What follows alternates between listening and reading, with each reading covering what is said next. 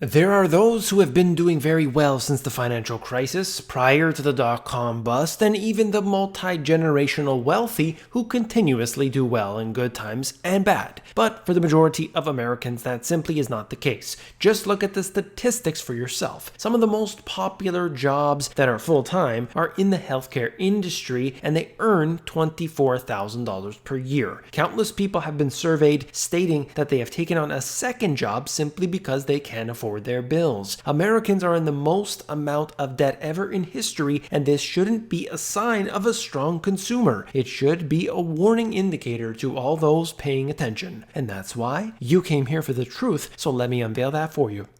I did a video yesterday talking about the situation in the real economy, had multiple comments telling me that the unemployment rate is at 3.5%, and unfortunately for these people, they are completely blindsided by the mainstream media and the information that they choose to believe. This is quite unfortunate, and I have to see it all the time. People who believe they are informed are, of course, the complete opposite. Now, I'm going to bring you some data today I think is important to note, and it is part of all that which I have talked about here on this channel. I've done a video about the auto loans situation. I talked about the derivatives in connection with that. I've shown you how 7 million Americans can't pay their car bills, and I want to wrap that up today with what's happening all around the world, in fact, but showing you many statistics out of the US, and I wanted to lead with this article.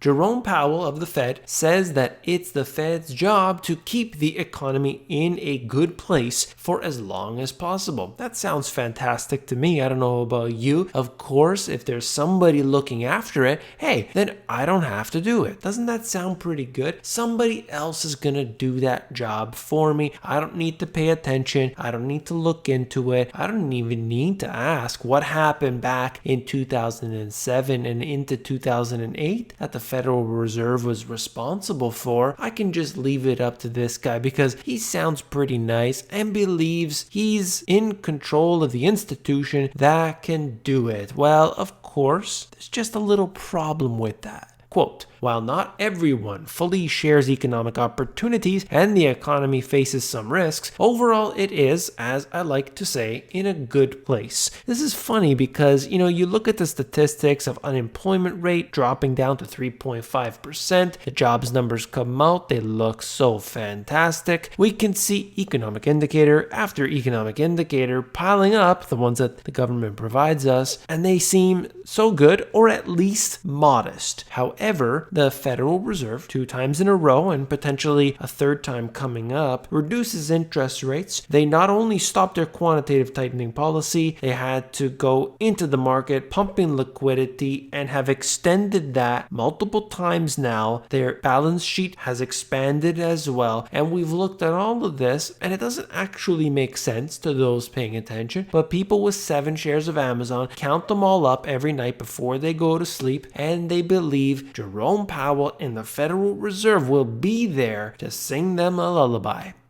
Americans are taking out ridiculously long auto loans, and this to me is unbelievable. With the average loan term exceeding 60 months and $30,000, can people still afford new cars? And how do you avoid falling into the trap of long-term debt? This article here is trying to show you statistically at what's happening. It pulls data from the Wall Street Journal and other sources, and then it's basically telling people what they should do. Now, I'm not going to give you what you should do. I think it's pretty obvious what most people should do with this type of debt, but I'm going to bring you the statistics and show you how people continuously make the mistakes over and over and over again. A Wall Street Journal report says that 1/3 of all new vehicle loans in the United States are longer than 6 years, and concludes that America's middle class can't afford its cars. Now, the price of these vehicles doesn't go down. It's funny because if your store sales were hurting, maybe if you had a business that you operated and you wanted to improve the sales, you would maybe drop the prices. Maybe you would run a sale. Maybe you would try a new promotion. There's all these new things that could get people in the door. And what do the auto companies do? They increase their prices. Something right now is just not making any sense. The paper also reported that only 18% of US households can afford to pay cash for their new car. Remember back in the day when people used to pay for cash for things? Well, now people can finance it. Why would you pay today when I could pay next year, the year after, or in this case here, taking 8 years to pay off their car? It's insane. 7 million people are at least 90 days behind on their payments. So is the fault with the lenders or people who are living beyond their means, or both? And in my opinion, I do think it is both. There's a lot of people out there who spend too much. They do not have the amount of money that they spend, and they're able to use the debt, and companies all over the place are willing to give people as much money as they will take.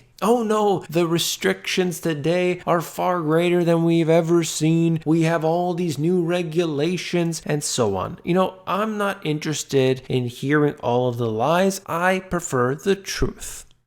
Now check this out. Upside down, a growing share of buyers won't pay off their debt before trading their car in for a new one. Share of trade-in with negative equity, it's approximately, let's say, 33%. I don't like the looks of this because it tells you what's happening with people, their spending habits, and the amount of debt that they are accumulating as time goes on. Stretched out debt. Auto loans are increasingly getting stretched out to keep payments manageable. So what do you do if you are unable to afford the payments on a particular vehicle? Maybe you want a nicer vehicle. Maybe you want to upgrade. Well, you can't really afford it unless you stretch it out to 8 years. Now you can see on the right hand side, they're showing you the terms, and we have a growing number of people taking 73 to 84 months to pay off their cars. Now you can look at the bottom here and see those up to 48 months. Okay, that's not many people. You could see it's a small percentage. Up to 60 months, it's a little bit more. And then we see a large band between 61 and 72 months. Going beyond that though, that is the biggest percentage that has really grown since the financial crisis. A lot has changed, and it has been the expansion of debt. People aren't really worried about it. They aren't concerned because it is manageable. Look at what has happened with the debt situation, not just with auto loans. Many people get fixated on one particular note that I might make. So maybe the thumbnail of the video is a car, and they are fixated on cars, on auto loans, and they mention some fact here or there. It doesn't matter. How many different indicators are out there that pile up, and people want to believe whatever they want to. Why? Because they're not humble. But the people who watch these videos on a regular basis, the majority of them are humble people. They're willing to accept the information, take it how they want to, and do whatever they please. They don't have to believe anything. They simply take the data and do what they want with it. That to me is a truly intelligent person. That is a problem, particularly for those in the bottom end of the spectrum, because you have seen interest rates that have declined considerably. But of course, the worse your credit is and the method of debt you're using, for example, credit cards, they are going to have higher interest rates. If your credit card has 17%, or some of them have even higher, 24% and beyond, this is going to hurt you very bad because the average person carries several $1,000s on their balance every single month. I think the statistic was something like 6,000 or 8,000. Imagine carrying that every single month, knowing you're going to pay 17% or even more of interest. It's unbelievable to pay for something you probably don't even really need. Maybe it's an iPhone, maybe it's a laptop or what have you. It's unbelievable, but people are doing this every single day. Now, there's a bigger problem here. It isn't necessarily about the individual and their personal debt. It goes far, far beyond that.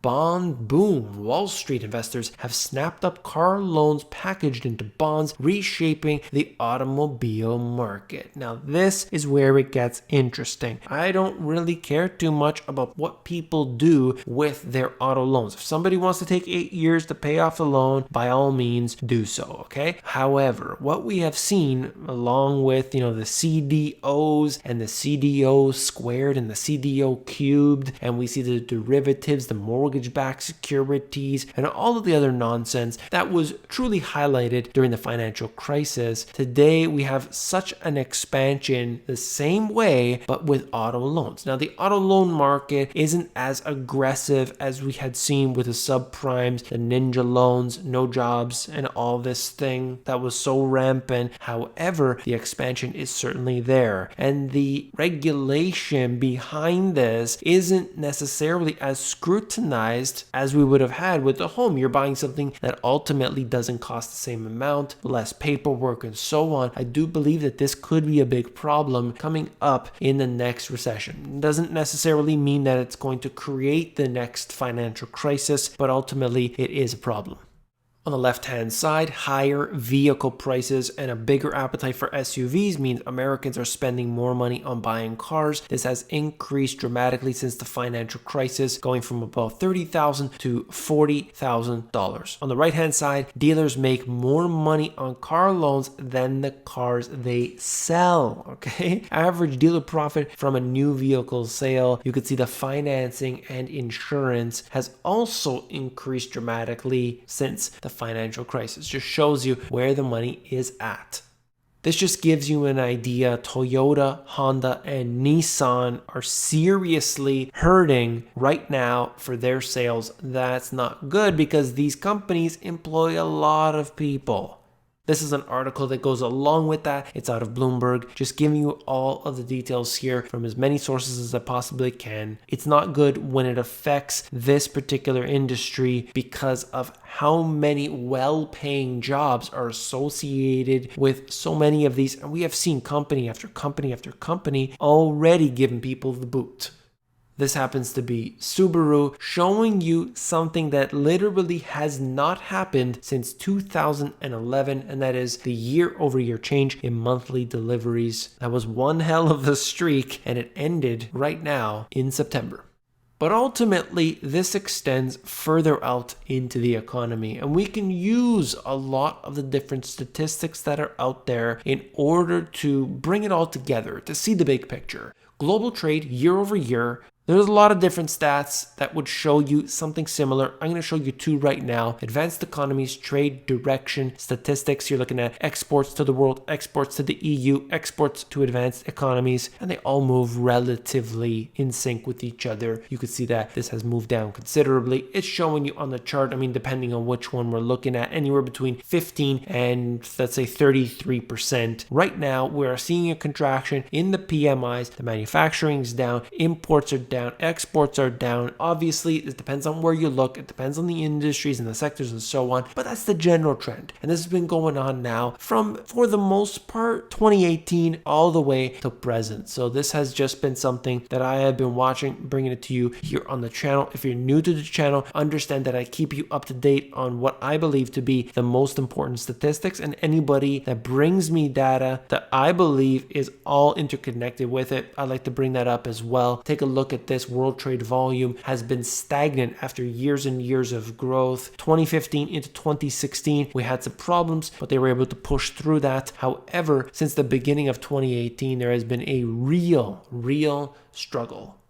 Along with that, there's an article here, Global Trade Disputes, Falling Business Confidence in Key United States and European Markets, and a Cautious Approach to Building Inventory has dragged air cargo rates to the lowest in 4 years. This is really key as well, and I think that people should be paying attention to what's happening in all of these, whether it is on the ground, in the sea, in the air. All of that data is important. We want to look at what's happening, particularly with China, but also with the US. This gives us a good picture of what's happening around the world. I'm going to end the video there. If you found it informative, hit that thumbs up button. This is one channel that you want to stay tuned to because I bring everything to you, try to keep it as short and concise as possible. And all I ask is that you hit one button on the way out. Thank you very much. If you want to build a business, if you want to learn how to make money every single month, then this is why I made a free e-course for everybody to check out. It's called the Amazon GPS, and basically I made a step-by-step program for you to learn how to make money on Amazon. Maybe you don't think it's for you, maybe you do. All you got to do is sign up for free, check it out. If you don't like it, don't go to the website ever again.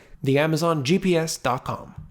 If you want the financial education that was left out of the school system on purpose to keep you ignorant, well then these 2 books will give you everything you need. If you want to check them out, flip through them, there's a link in the description. It'll bring you over to Amazon to see it for yourself. If you want the audiobook, that's available at themoneygps.com. Hold on a second, don't go anywhere. Have you seen this video yet? It is going absolutely wild right now. Definitely click on it and I will see you there.